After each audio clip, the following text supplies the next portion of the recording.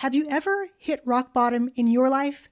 Well, today's guest is no stranger to hitting rock bottom and using those lessons to become a dark horse entrepreneur.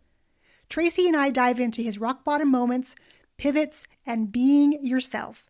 Turn up the volume because you don't want to miss today's episode. And once you've listened, come on over to today's show notes and share your biggest takeaways and connect with Tracy at yongpratt.com/308. Have you ever felt like there was something missing in your business? Something holding you back from the success you're seeking? If so, you are not alone. For nearly 20 years, that's exactly how I felt as a business owner. It wasn't until I discovered human design that it all became clear. And it turns out that I was the missing piece in my own business. Join me on this journey of discovering the real me and hear stories from other business owners building businesses around all of their awesomeness. I'm Yong Pratt, and it's time, my friend, to amplify your awesome.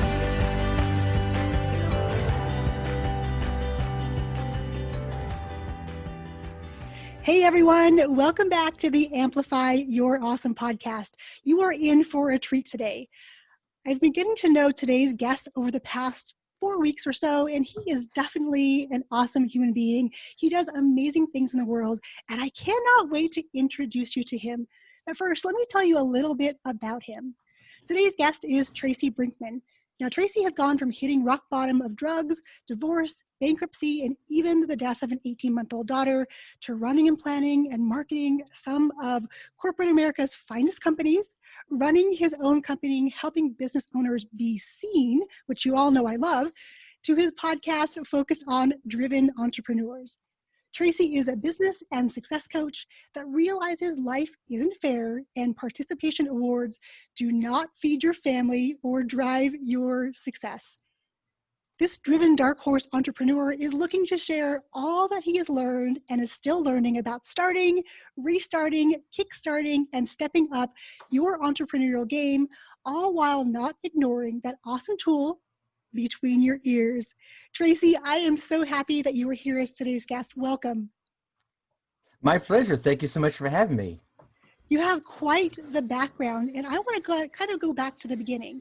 Can you take us back Sure. to before you had your business, what your journey has looked like, and how you made the decision to start your own business? You know, it's actually a good story. It's not a good story, but it's a good story. It's one of those things where, wherever you've been and whatever you've gone through, it has made you who you are today. Mm-hmm. But if I step my story way back, I grew up, my dad was in the military, and 23 years he served in the United States Army. So we moved all the time, which gave me some great experiences with all the people types and culture types. I spent about 6 years growing up in Germany, and right out of high school, I joined the service myself, and I went back to Europe and served 6 years there and came back out. And as soon as I came back, I went back to Southern California with a new set of skills, and where, I'm going to date myself right here. This was right about the time of the dot-com boom, right?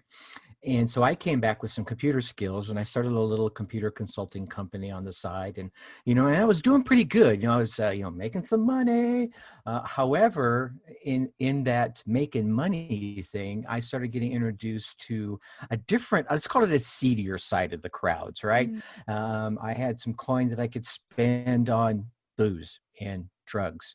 And I ended up getting hooked on drugs for a few years, to the point where I totally gave up the business and I went into the drug business and everything that goes with that.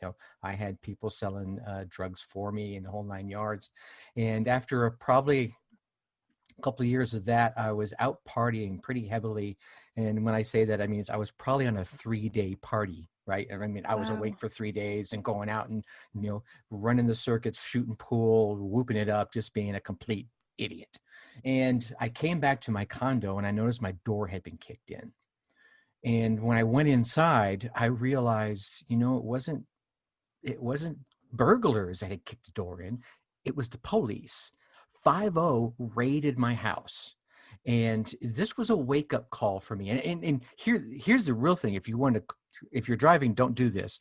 If you close your eyes and picture those scenes that you've seen in the movies, where the furniture's tossed everywhere and clothes are strewn all over the place, pictures are knocked off the wall, and rice and cereals poured all over the floors. That was my place at that point. And I think if I'd have been by myself at that time, I probably would have made a different choice. But I had a 4-month-old daughter, and this was now impacting her life. I had gotten the attention of the wrong kind of people. Actually, I got the attention of the right kind of people. I was the wrong kind of person.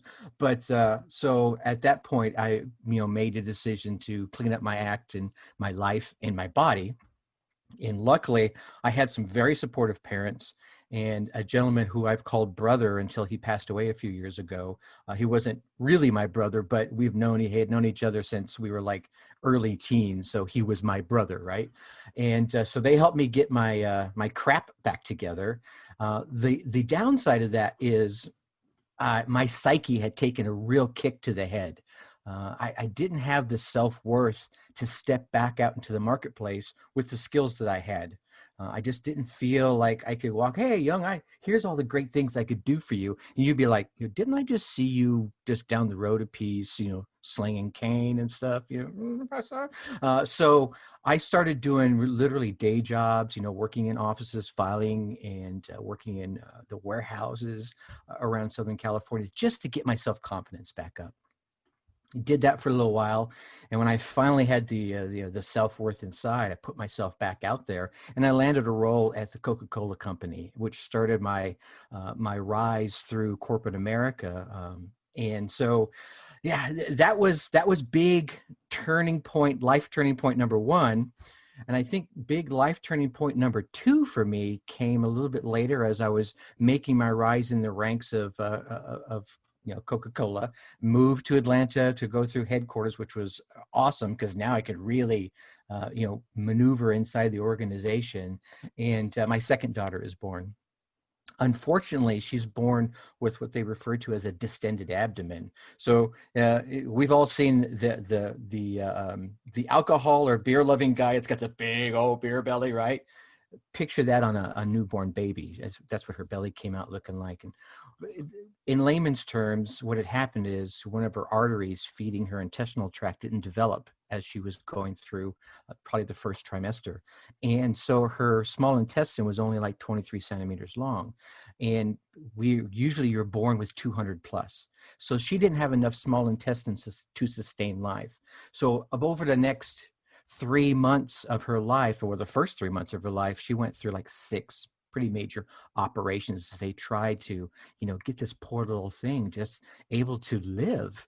And they got her stabilized. And one of the things that they did was they put in a line right, literally it went right into her heart. And it's called the TPN line, Total Parental Nutrition, which is literally just the raw nutrients that we need to survive. So now she gets those nutrients and she can absorb through her bloodstream. But the body, being the amazing thing that it is, says, oh, well, you don't need me to filter anything, which means you don't need this liver, right? So now her liver's deteriorating. So now she needs, the double transplant. So we get her stabilized, they get her on the list, and we wait and we hope. And in the meantime, I still have my first daughter. So you're trying to be, hey, everything's okay, right? You're trying to have that good front for, the older daughter while the younger one is going through everything. And about month 17, one of the candy strippers, one of the nurse's assistants at the hospital drops her, no joke, on her head. So it's this big, huge hematoma.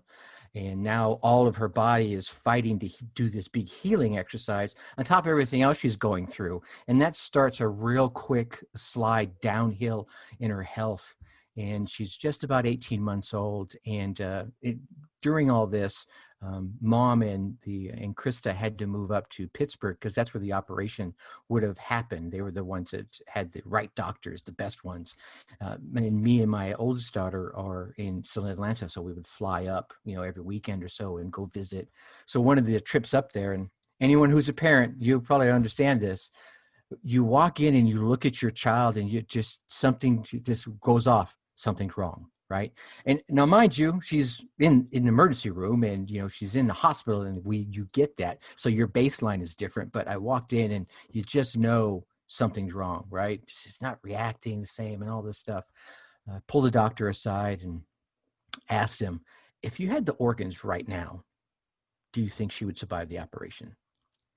I got a bunch of doctors speak. So I literally, this is no joke, grabbed him by the jacket, pulled him into a janitor's closet and closed the door. It's just you and me, right? Just tell me. And so I finally got the answer. Well, I didn't get the answer I wanted, but I got the answer that no, didn't believe she would survive the operation. Okay, well, do you think her health would improve to the point where she would have survived the operation? No, unfortunately, right? I'm just going to cut right to the chase. And so now the choice has to be made. Do we leave her on the machines that are at this point keeping her alive, the respirator and what have you? And for anybody who has gone through this or is going through it or will be going through it, it's a personal choice. And I respect everyone's opinion on it. For me, I felt if I was keeping her here, it would have been selfish. Right? It would have been, I would have been keeping her here for me. And I had been through the selfish side of things with my drug days. I was doing all that for me. That was for nobody else. The first unselfish thing I did was walk away from that for my oldest daughter. So I wasn't going to, make those kind of mistakes again. And we made the decision to disconnect her. And they wrapped her up in her favorite blanket. And I literally sat down in the rocking chair in her ER room, and I rocked her to sleep one last time.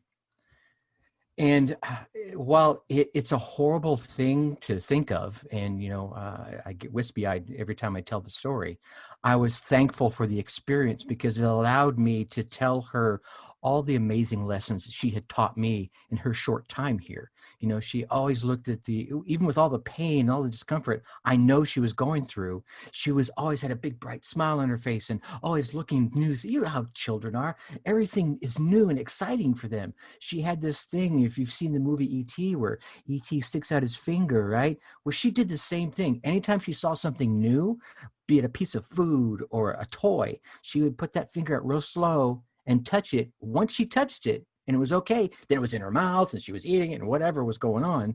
It was those moments that I chose to remember, not the loss, right? I'll always remember the loss. It will go with me forever. You don't get rid of that. But to tell her, thank you for teaching these lessons, and I'm going to honor them, right? I'm going to remember them inside. And so threw myself into my work as a coping mechanism and into personal development. And as part of that, I learned a lot about, that great thing between your ears. And while everything was going on with Krista, I found I'll even call it a love for public speaking, because anyone who was willing to listen, and quite a few folks that weren't willing to listen, heard about Krista and heard about the benefits of being an organ donor, right? Small groups of 5, I even got up in front of like 1,500 nurses and doctors. And at that point, I wasn't afraid because I was on a mission. I was telling this story. And so all that to say, it's all about, we're all going to go through caca, right? We're all going to go through something in our lives, and we're going to go through it more than once. I think it's all about what you glean from it. I think if you can't turn around and look at the lesson and say, okay, here's the stuff I need to take with me as I go forward, the rest of that's a lesson learned. I'm going to leave it back there, right? And so many folks, I think, avoid dealing with a lot of it. I mean, they scratch the surface, but they got to dig down. And I think, and then big turning point number 3, and I hope I'm not babbling too long here. But I think big turning point number 3 was when I realized that the woman I had been married to at the time, and had been for quite a few years, it was an abusive relationship. And I don't mean this in the physical sense. Unfortunately, did get physical a couple of times. It was more of a mental thing. It was like I had all these dreams and these desires and these things on my battle board. Here's what things I want to do. And man, you can't do that. Come on back. Just do what you're doing. And, at Coca-Cola and Home Depot and the places you work, that's where you're good at, keeping you inside that box. And I think so many of us, there are people in our lives, and sometimes they mean well, right? Oh, here's what you're good at, go do, right? You're good at drawing and you like houses, go be an architect, right? Or you're good at this and you're good at that, so go do this. And it's like, well, no, I'm really good at this over here. No, you're not. Well, you've never seen me do it. So there's those kinds of things. Those people will pull you back down. Quite often, they're meaning well. Other times, they're just afraid of you stepping out further than they are. They're like uncomfortable with you being better than them or improving yourself while they're not, right? So it's easier for them to bash you down than it is to build themselves up. So that was a pretty rough and rocky divorce. So that was a big turning point. Number 3, it was like, all right, I've got to step out of this because I feel I am worth more than what I'm getting in this exchange of this relationship. So through all those learnings, I finally came to the realization, oh my God, why am I here with this person when there's clearly someone out there that would appreciate what I have to offer, and I would definitely appreciate what they have to offer. Does that make sense? No, I have to say, what a harrowing journey to go through all these things and come out the other side stronger, knowing that, you had the skills and the capabilities to do this. You saw in yourself your potential. And even though people around you didn't necessarily see that, you still had to take those steps and better yourself. And I think Mm-hmm. that's why you are such a successful business person, is because you understand that it's on you. People don't always see you coming because they underestimate you perhaps, but you're up there showing them, hey, no, watch me. I can make this happen. And so I know I love Right. the title of your podcast, The Dark Horse Entrepreneur, because it's all about that. People don't expect you to rise sometimes. And the fact that you've gone through so many tumultuous points in your life, and you've decided to look at what you've learned, the lessons you can take and implement into your life and into your business and to help you succeed, that's a huge story of triumph in and of itself, even separate from your Right. business. But I know all of that bleeds into your business. So I want to know more about being a dark horse, what that means to you, and how you're helping people out in the world really be the people they're meant to be and to be seen. I think, well, for me, being a dark horse is, it's sometimes synonymous with being an underdog, right? Mm-hmm. But for me, the dark horse is the one that nobody expects to win except the person themselves, right? Quite Mm-hmm. often, no one. You're like, you're looking, if we think about a racetrack and all the horses lined up at the gate, right? All the odds are stacked against you, right? And all of a sudden, this guy takes off out of the gate like a gun and just, where did this person come from, right? And everyone's looking down at their tracks going, okay, I didn't bet on him. But yeah, to me, that's what the dark horse is the one that so many folks, think is not going to win, but they have the skills. All they got to do is get out there and run their race. And I want to emphasize that, run their race, because so many times society in general wants you to run this race over here. And you're like, no, no, no. This is my race right here. Here's how I'm going to run it. And anyone that's done that, and if we think of all the great, winning stories, let's use one obvious one, like a Steve Jobs, right? He ran his race. He had his own unique ideas of what he wanted in the computer world, and then how to service people, and then the phones, and then the iPod, and etc. He ran his race. Now, everyone else has spent all kinds of time trying to catch up with him. And of course, there's all kinds of weaving and everything and the side stories about what he didn't take and didn't invent. Anyway, but I think all the real unique and amazing entrepreneurs and business folks we hear out there, they ran their own race.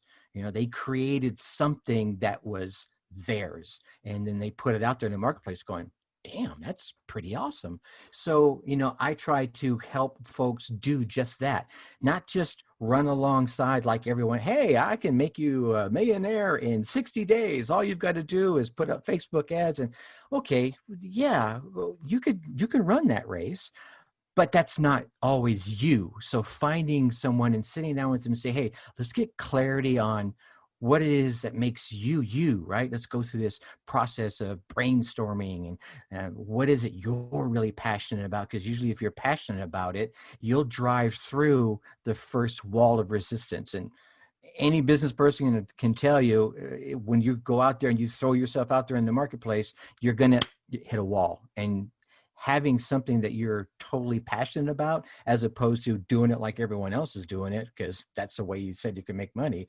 helps you get through all the problems that you're going to encounter, right? So good. Does that make sense? Yeah, and I appreciate you saying, running their own race, because full disclosure, for so long, I tried to do business like everybody else. I would take these courses and hire these mentors, and they would say, okay, do it like this and you'll be successful. And I would do all the things plus more, and I wouldn't get those same results. And then Mm-hmm. recently, I mean, it's taken me 20 years to get here, right? But then stepping back and saying, oh, wait, what things do I love? What makes me awesome? And even though somebody else now can offer the same services and products, they've not walked in my shoes. They haven't had my experiences. They haven't had those Right. challenges. They haven't hit the same walls. And those are the things in the marketplace that make us stand out. And here we're all Mm-hmm. about helping people amplify your awesome. And it sounds like you're doing very much the same, helping people to be seen. And I think one of the things in being seen and amplifying is having the confidence in our abilities and knowing that we're on the right track, that we're enough. Now, how do you help your clients and people who are in your tribe? How do you help them get to a place where they have enough confidence in themselves to say, yes, I'm going to run my own race. I'm going to do things my own way. Everyone out here says I should do it like this, but that doesn't feel right. I want to do it my way. How do you overcome that? I think the first way I try to help them overcome that, obviously it's different person per person, but if we put it into this overarching umbrella, it comes back to that clarity, right? So what is it you're looking to do? And there's been a number of times when you're having a discussion with someone and they're like, well, what I want to do is I want to create this course that does ABC. Okay, that's good. Good. What experience do you have in that? What motivates you to do that, right? And then as you start digging deeper and deeper, quite often you'll find that there's some passion that will help serve, but it doesn't do it all, right? So like if you can, when you root around a little deeper, like, oh, so what you really want to help with is those folks that want to reach out to mompreneurs, right? You're a mom. Let's use a lady's example here for a moment. You're a mom and you built your own business and you want to help other moms build their business. But what you told me is you wanted to create something for everyone. No. Let's narrow this down and let's get you some clarity on who it is you're going to be serving and and why you're going to be serving them, because now you're going to come at that with a heartfelt passion, because I've been there. I know exactly what you're going through, and I can help you along your road and your journey. And wherever I can't help you, I'm going to bring someone in, and we're both going to learn together. And so building all of that together, and usually when you can get down, well, not usually, every time when you can get down to finding what's driving them at the core to create what it is that they want to create, then it starts to resonate with them, and all new ideas start coming out, and new angles, and that USP, that unique proposition for them to come at and say, okay, now I'm not just going to create this course for entrepreneurs. I'm going to create it for mompreneurs or teenpreneurs or whatever it happens to be in their case. So good. And I love that, because getting to the heart of your values and starting there, figuring out the things you love, figuring out the things you're passionate about, that because without passion, it is really difficult to run a business and want to wake up every day doing the things you don't like. I've done Mm-hmm. that. That is no fun. You kind of dread getting out of bed some days. And I don't have that anymore, because now after 20 plus years, you know, knowing that it's okay to do things in my own weird ways and to show up, in my pajamas if I want to, because Right. I really feel called to say something or share something or give an aha, because people connect with people, right? They don't connect with Right. businesses.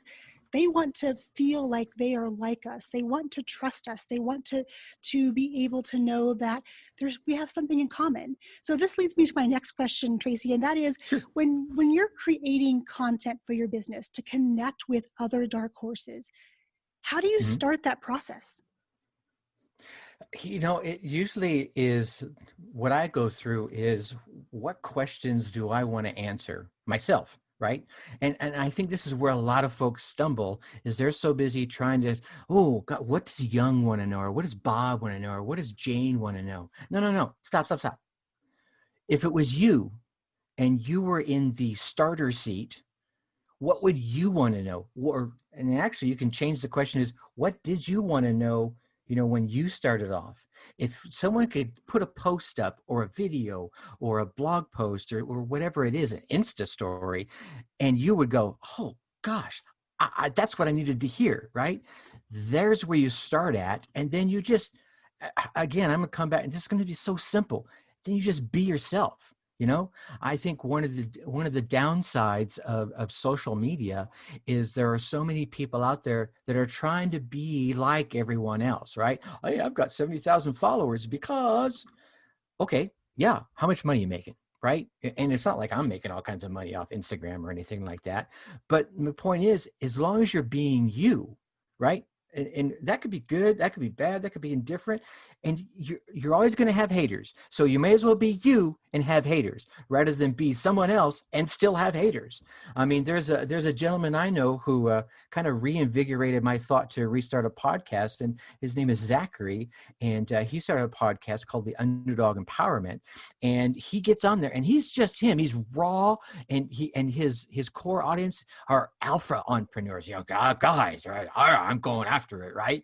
And he cusses and he throws things out there, but it's him.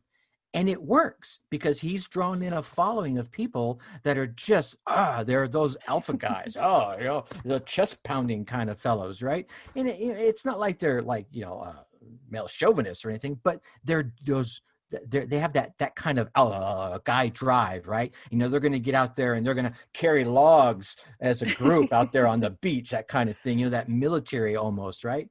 So I think when it comes to come back to your question, is to whatever you're going to do, be yourself in it, right? I don't care what kind of fancy pictures you got. You won't see me doing a whole lot of flowery pictures. I'm not a flowery guy. It's not going to happen, right?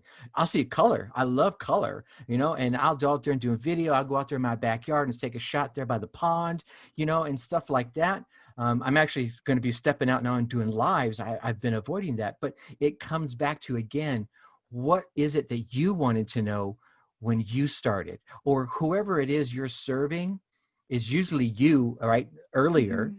So wherever they're at in their stage, when you were at that stage, what did you want to know? And as you start answering those questions, and the people are going to just start, I think, just drawing into you going, oh my gosh, that's what I needed to hear, right? And if you don't know, tell them, say, hey, I'm getting ready to get Young on here on my next podcast episode, and she's going to be dropping knowledge bombs. I'm going to learn. You're going to learn. Let's go do this.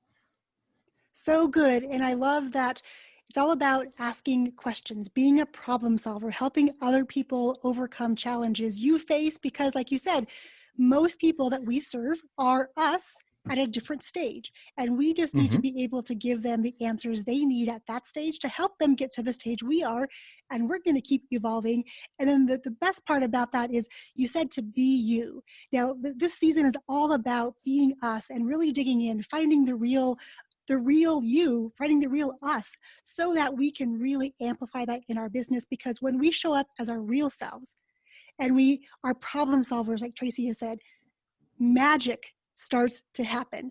Now, Tracy, I want to make sure that everyone knows where to connect with you, learn more about your podcast and how you are serving the world.